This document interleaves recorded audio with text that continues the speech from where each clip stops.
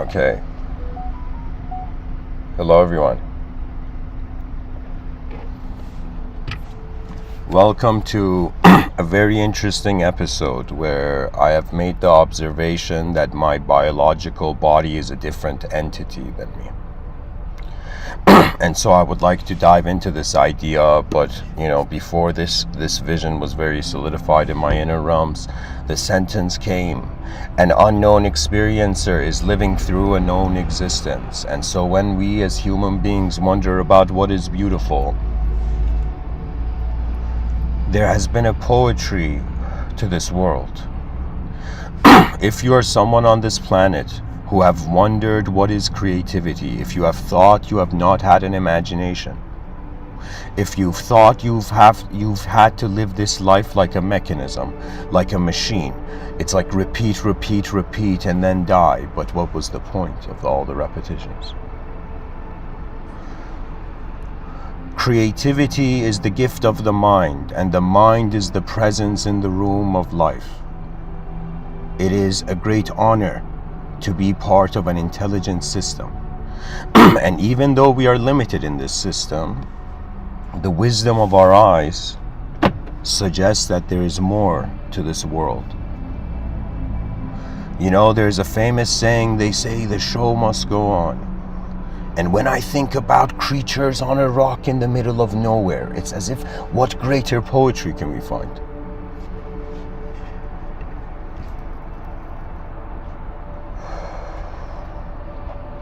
When the doors of the inner heaven open, and man's mind finds that it can walk peacefully. And what is peace? Is peace a boring utopia? Is peace cloning everybody's morality into the same ideological system? No. This world is designed to be a garden of existence, many different flowers, many different beings, many different expressions in the eyes of the universal sector. We are the light of this world.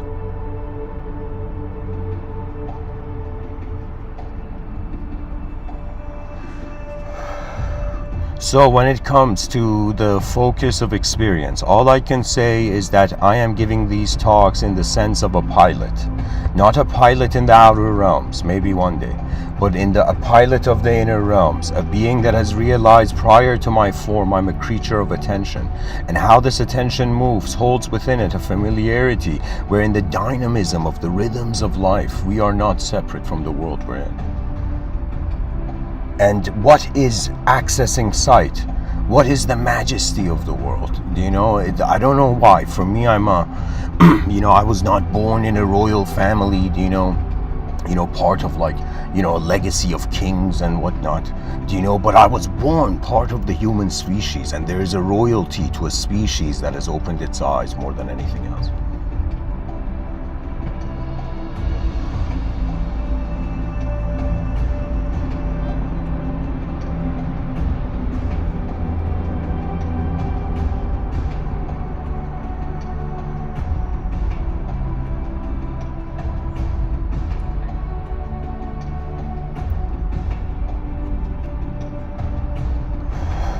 We all seek freedom, but we're temporary beings. So what can our freedom be?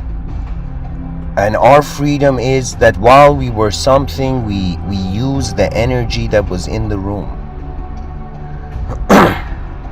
It's as if mankind is like somebody going, to look for a house, and then it's like the logos and the spirit of the cosmos is the real estate agent, and the real estate agent is, hey, what do you think about this room? And this creature that is trying to select worlds in the void makes a decision. And so decisions are the closest thing to divinity. Do you know that means when we look at how, for example, in theology, God created man, God commanded man into existence. This world has an intelligence in its instruction. There's code to it. And why do you think, people look at programmers and they're like, yo, they're making the world unnatural. But in reality, they are the evolution of nature. They are doing what their ancestors have been. You see, in the anime Dragon Ball Z, human beings were, the main character Goku was considered to be part of a warrior species. Do you know? And when I look at the human species, I'm like, warrior species? Nah, we have too much humor, too much playfulness, too much love, too much care, too much joy to, in some sense, just be a warrior species. So in some sense, the greatest thing that humanity has been is actually we are a designer species. And I will make this argument because everything that we consider to be reality is a geometrical position. So what is sight? You know, it's as if it's one thing to wonder about who's looking through your eyes, but it's another thing to wonder about what is being looked at and why it is here and why your eyes have found this world. Because is this world a suggestion of who you are? Or are you a suggestion of what the world is? The great journey of man in the void.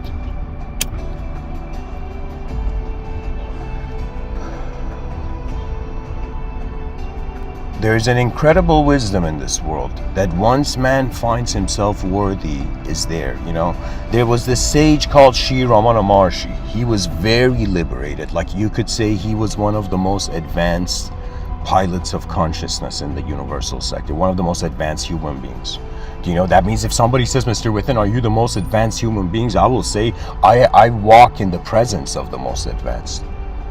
That means that in some sense, I am nothing compared to the greatness that has lived in this world. Do you know, I'm just like a blue jay on a branch when there is, in some sense, phoenixes flying in the sky. Do you know, but it's as if the ancients had their work and the present have theirs and the future awaits us all. We're all living for the future. And so this is what's happening, you know.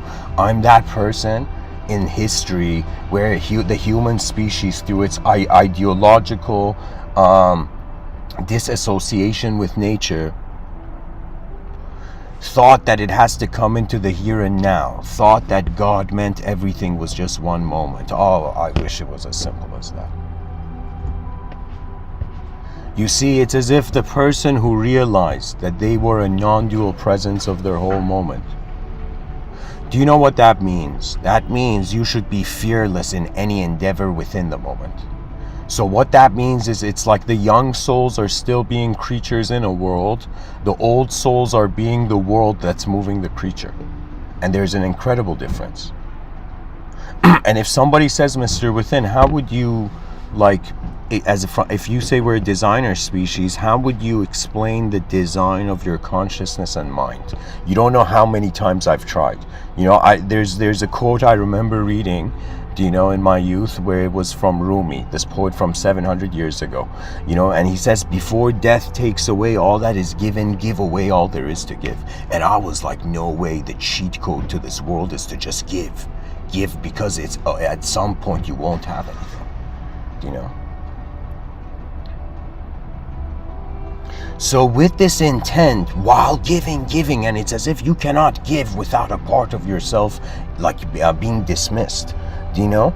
Sometimes when I give these Mr. Within talks, I feel like I am also like, you know, sword fighting a sort of karma I have. Do you know? But anyways, the point I'm trying to make is that we as human beings, if we truly want to be advanced, we have to in some sense kiss knowledge on the forehead, and in some sense salute the past, and in some sense ask the present to walk with us and then march into the future.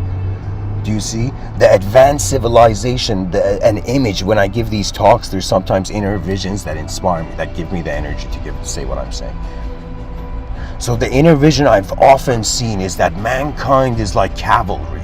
Do you know what I'm saying? It's like 8 billion creatures on horses, or like imagine 8 billion creatures and each person's DNA is like an advanced Iron Man suit. So imagine 8 billion like advanced Iron Man suits. It's like in some sense like cavalry marching through the unknown universe, flying through the unknown universe. You know, and it would be like the vision of the advanced humanity. Do you know, back in the day when there were kings, right, and people understood, the kings of old understood that the world was still savage. Even though man had a heart behind his eyes, in front of it he was still a beast, right? And so we don't understand the chaos our ancestors went through just to tame us, to be able to acknowledge ourselves as human beings in the mirror. This is an achievement of the past. That means after some point, when you start really looking at this world, it becomes very difficult to hate anything, because it was a miracle that we got here. Do you know? So what this means is that it's like as if we have invisible caretakers, or invisible guardians, poetically, you know? That means when man's mind feels lost in his own idea,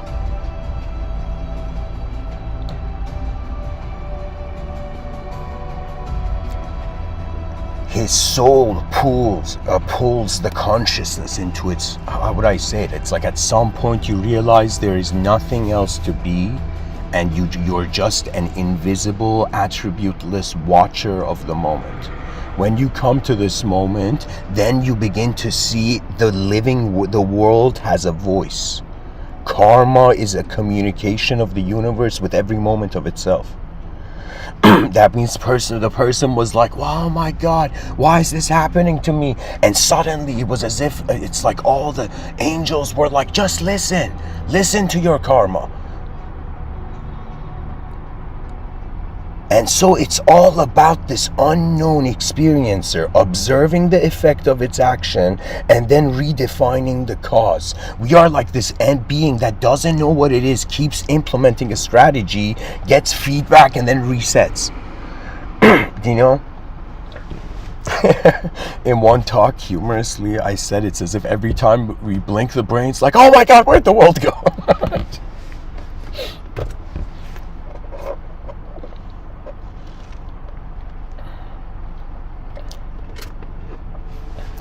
You know what it is?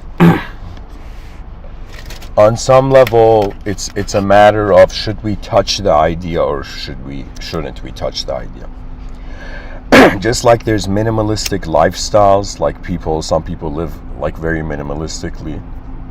I remember I heard this one interesting story. There was this guy who this guitar player, and every town he would go, he would buy a guitar and play on the streets of that town, and then give that guitar to some random person in the street, and then go to the next town and do the same thing. He was constantly giving guitars to people, you know.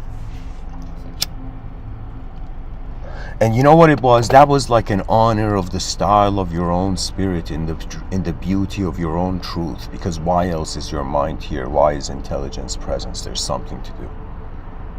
You know, there's been moments where I have said I could be a being without the human part. But why am I being human? And to me, it feels as if I have come to do something here that it's strangely my heart has always known, my mind has forgotten.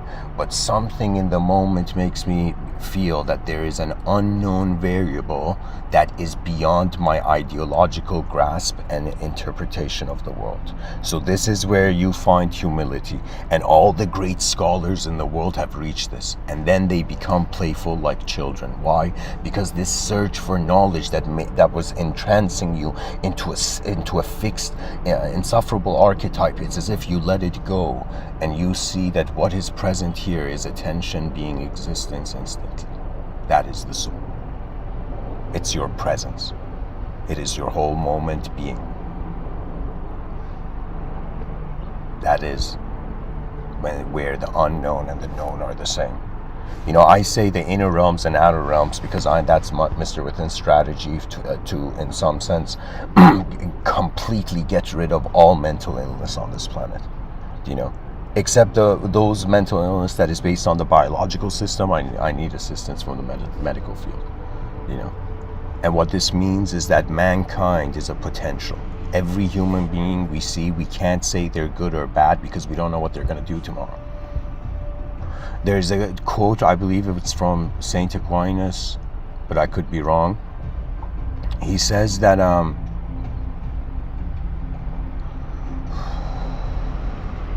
every saint has a past and every sinner a future. And what this means is that it doesn't matter like what happened. I mean, of course it matters, but ultimately when it comes to the future, like I've read history books and I was like, oh my God, in World War I and World War II, around like it was like there was a number I think that was close to like 85 million people died, and I was like, how many of those people were geniuses, artists, liberators, you know, advanced beings? Do you know? And perhaps they had to do that. Do you know? It's as if it's strange, you know, regardless of good or evil, every person that has been part of history have been our fallen comrades, you know? And so we, you know, there's a saying back in the day, they would say the enemy of my enemy is my friend. And I thought, what is the ultimate, like what could be, like just to fit the idea, a sort of enemy of my enemy of all human beings, right? What would be then? And I realized every human being is actually trying to deal with how unknown the world is. And because we fear the unknown, knowledge possesses us and we forget who we are the whole moment.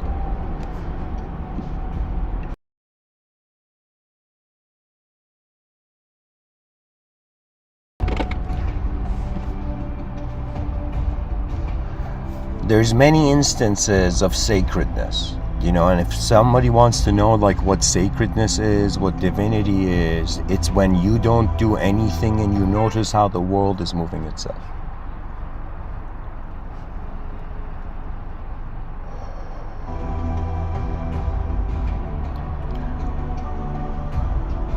So the consciousness of sight, whoever you are, whatever being you are, Mr. Within is pretty much saying, hey, you thought you were your name, you thought your family was just your, you know, the people around you, you know, but one day you will wake up and see that the human species has been here from the beginning.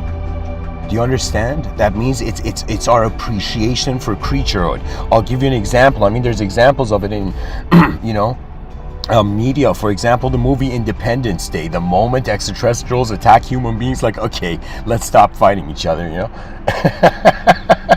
The enemy of my enemy is my friend, like that. But now I am saying the issue is, you know, let me tell you why there is corruption. Let me tell you why there is cruelty, violence, and fucked up stuff happening on the planet. I will explain this to everybody. Because humanity doesn't have a great purpose, doesn't have such a great purpose that all that stuff becomes unnecessary. Do you understand? It's as if we realize that, imagine, for example, some great event was going to happen and we just had to prepare. It's as if, could the species have homework? Maybe. And perhaps that's the teaching of a collective being. That an individual has an opportunity to experience its collectivity. What's the point of being an individual? What's the point of me? You know, there was a time I thought like I could just be selfless, right? Why am I thinking I'm a self and then suffering and everybody does something and I get offended or not offended? Like, what's the point of it? I'll just be nothing all the time. Do you know? And then I realized it's the privilege of the elegance of how the mind moves. So it's as if at first you're treating yourself like an idea, but then you become an art form to yourself. You become like a sort of craftsmanship to your life force, right? So there comes a sort of rhythm of familiarity. It's as if you are not, even though the moment is new, where the sight is going is not. Do you know? It's as if eternity wore a temporary Iron Man suit, you know?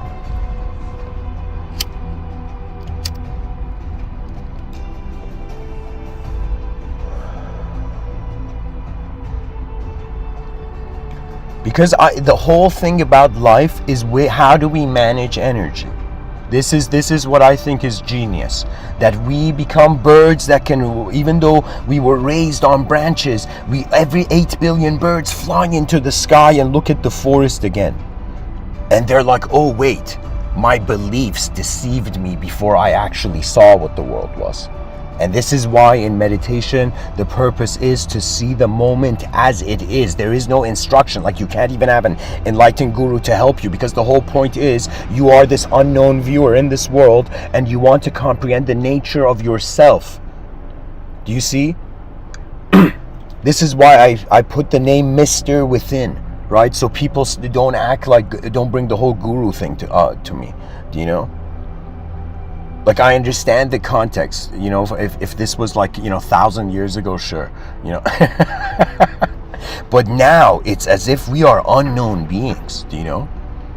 It's as if the disciples like, Guru, enlighten me. And the Guru says, how do you know you're not enlightened? And the guy's like, I don't know how to check to see if I'm enlightened. Do you know? And this is where it begins, dear viewers. The instantaneity of perception. If somebody thinks that I am communicating in a fast way, the only way that's happening is because I watch my inner realms, and in my inner realms I see events instantaneously teleport. It's like they just appear. You see, it's just type of the energy, right? It's like we think we're creating thoughts, but in actuality it's the way energy is moving in the moment. So comprehend the nature of your presence, and then you become a teacher. The teacher becomes your moment. Karma is like your teacher. How the moment happens, how your eyes are open. And then you'll understand the cool thing that Mr. Within is saying, that once you realize if there's an unknown world, that's implying an unknown self. And when you realize your unknown self, you can't doubt it because you don't know what it is. Do you understand? You can't doubt the soul.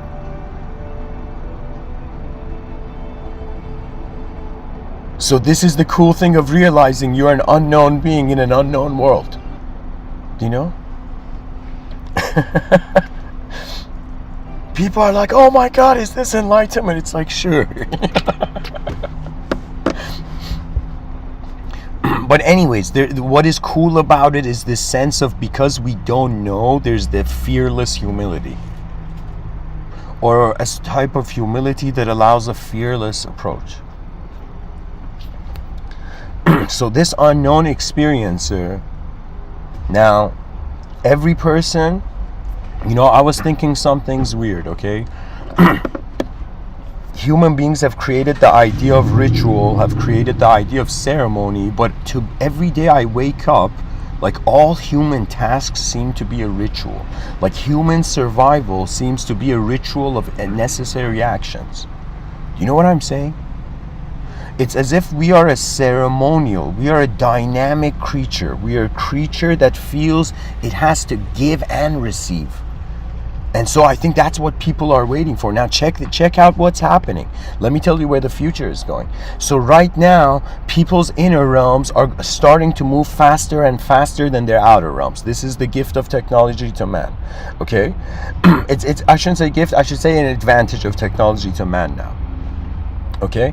So our inner realms are moving faster and faster. People's inner realms are expecting more and more. Back in the day, your ancestors was just a farmer and was like expected to just live a happy life as a farmer. Now it's as if the grandchildren of the future want to, in some sense, colonize space and build interstellar cities and whatnot.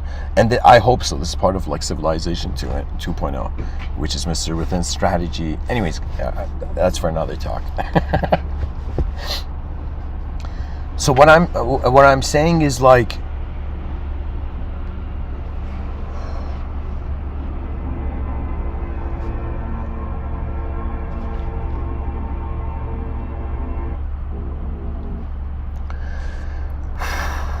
the nature of attention. And this is what my strategy is. And people are going to be like, Mr. Within, you're selfish, whatever, everybody can have their view. I'm alive once. This is the strategy I'm implementing. So I was like, okay, 8 billion creatures on a rock. What's the best thing we can do? So guys, I'm going to actually explain to viewers Civilization 2.0. I'm writing a very accurate book on this. But anyways, I'll just give you the idea. So in my mind, I thought like, how can I interact with the future? This idea arose to me that in the present, when I remember my past, like from the present, I can remember my past self, right? And then I thought, what if my present is my future self's memory? What if right now me existing in the present is how my future self is remembering me? So I thought that's kind of like it kind of makes sense as a sort of, let's say, metaphysical connection point to the future self, right? So I was like, okay, let's say right now the way I live becomes the type of memory my future self will have. Okay, so I wondered about it to that degree. Then I was like, okay, so how else do I interact it? How can I make it engageable? Just like a artist needs to find a brush that it's comfortable with and then begins to draw the painting. Similarly, I was trying to find an approach where I was comfortable to be able to move in, right? So I was like, okay, and a way I can envision the future is like a fast-forwarded film. Right, so I could see something like I've seen in my mind. I've seen like films rewind, and I've seen in editing like films fast forward. Right, so I thought, okay, let me just use that technique. Right, so I would see a shape or focus on a single object, anything, and try in my mind to see it fast forwarded like a film, and then my mind, because that was my intent, had to show me something. Do you know?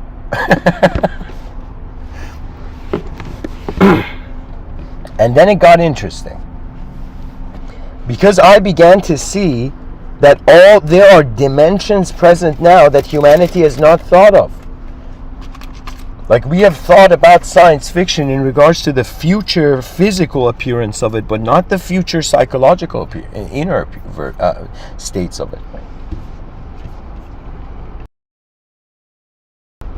So I at some point discovered what I would say the greatest treasure on this planet. I don't know how, but I think it was kind of one of those things where they say in martial arts, the student is ready, the master appears.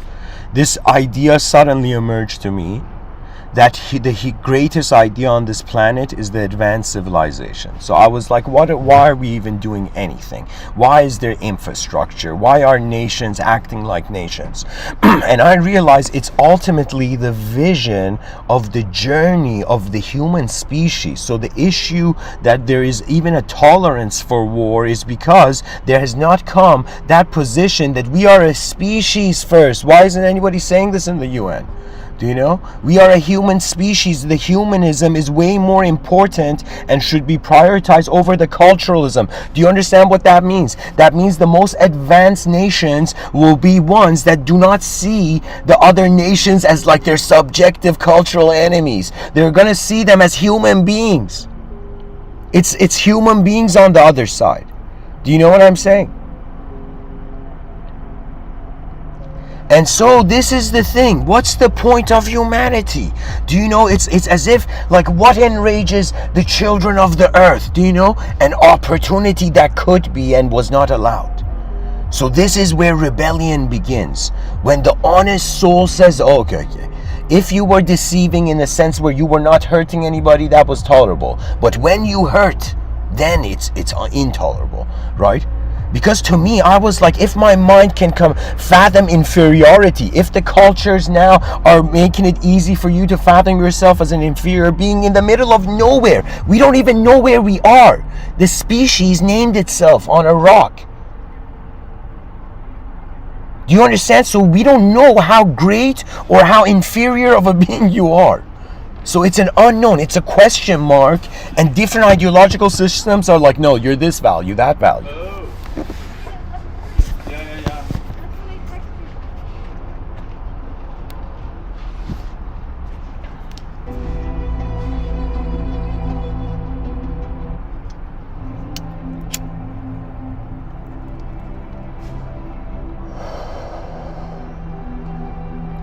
Eyes have opened in an unknown world.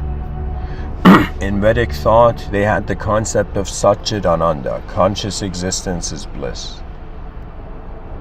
What that meant is that the moment your attention notices, it is the authorization of existence to have meaning for you. And what is giving the meaning is in some sense the hard work of the heartbeat. There is a living world here. You see, this is when the difference between those who are shamans and those who are not. The shaman, the average person, was in some sense, they thought they were an idea. They thought they were a member of a tribe. But the shaman was the spirit of the realm.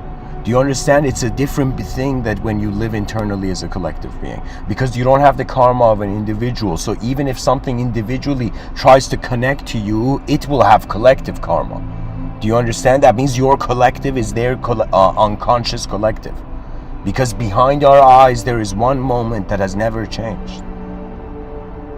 Those who are enlightened realize the world is here, but what about them?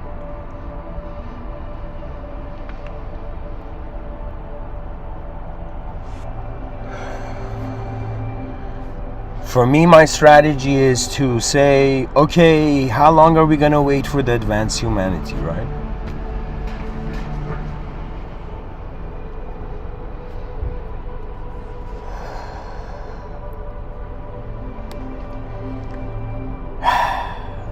And this is the coolest thing about the idea of the advanced civilization.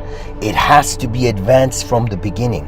So imagine what kind of beings with such internal faith in the greatness of the advanced civilization, they live as the future's peaceful reality. Do you understand? It's as if we're living so advanced in the present that we're even creating backup systems for the future generations in case they fail.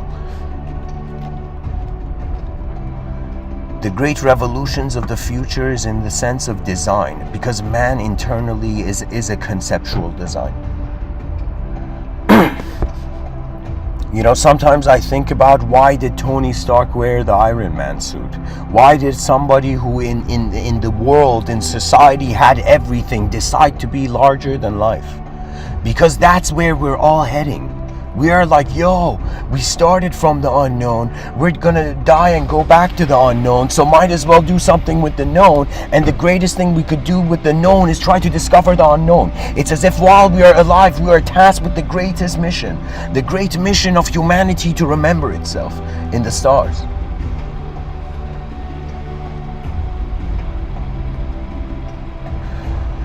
You know, guys, I'm gonna read something for the viewers.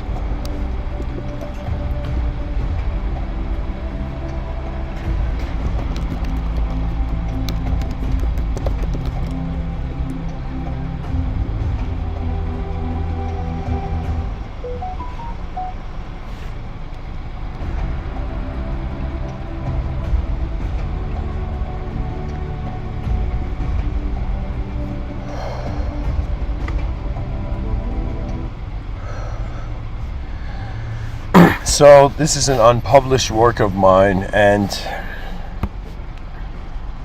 people may wonder why I haven't published all my books. Is because, I don't know, the inner realms feels like it's waiting for something.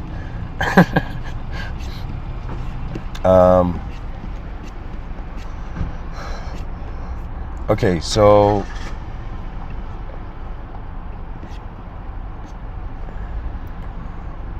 hold up, guys. It's loading.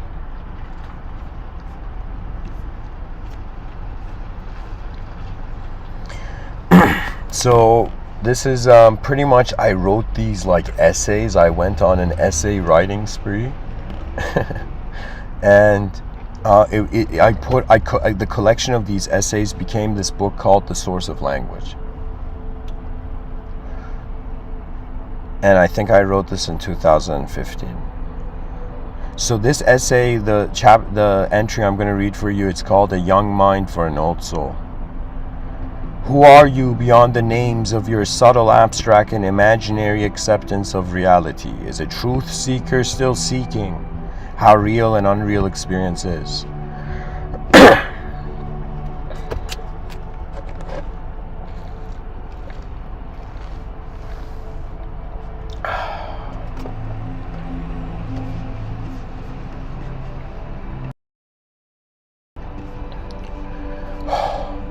For how long do Zen masters need to think they are butterflies dreaming?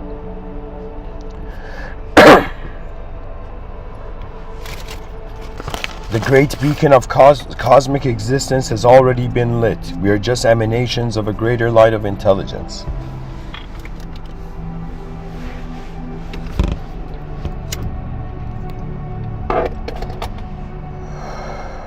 How does love attract to itself what it wants? Our desires speak.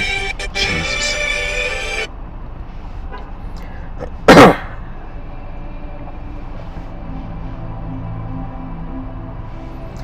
Our desires speed bumps on the path to self-realization. To want anything from a changing world is to suffer to see that once you get it, it too will change. Do you think every day you have the same thought about yourself? Or are you refabricating reality in response to the environments you're entering in and out of?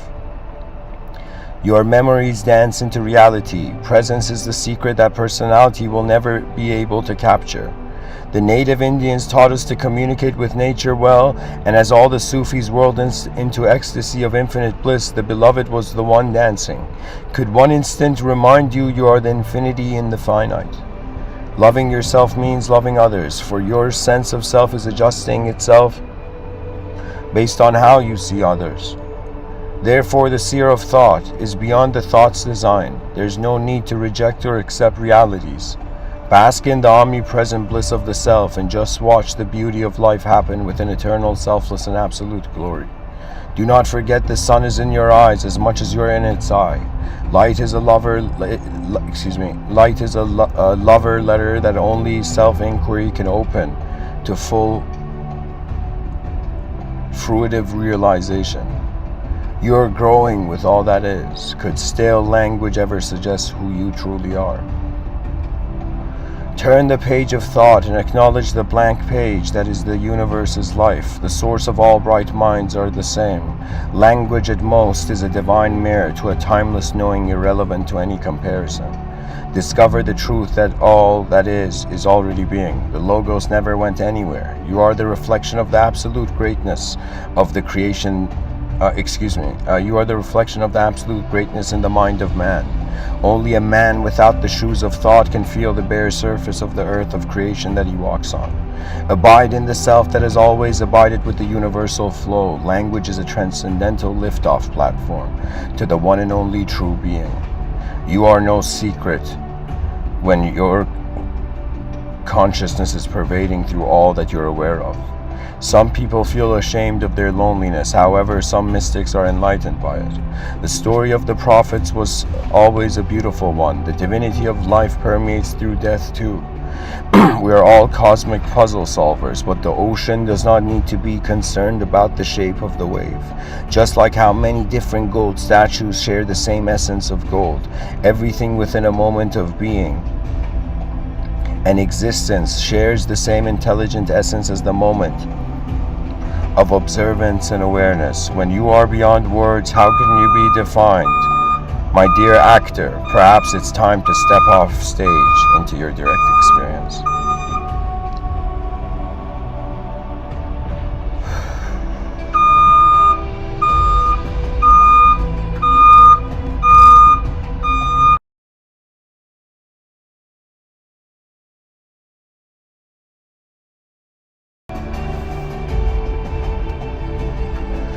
So anyways, guys, that was the entry, A Young Mind for an Old Soul.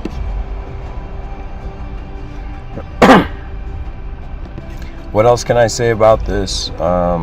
Division of consciousness. I mean, that's what consciousness is. They say, what's the difference between awareness and consciousness? Consciousness is conditional to something. So consciousness is through something. It needs a condition, a system, probably. Do you know? But that awareness, the word awareness, means an unconditional presence of knowing.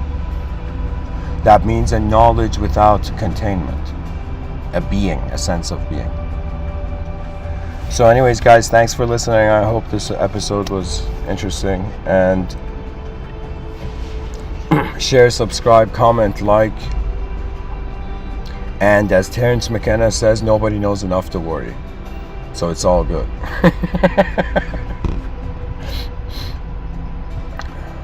Rise, mankind, rise. Namaste.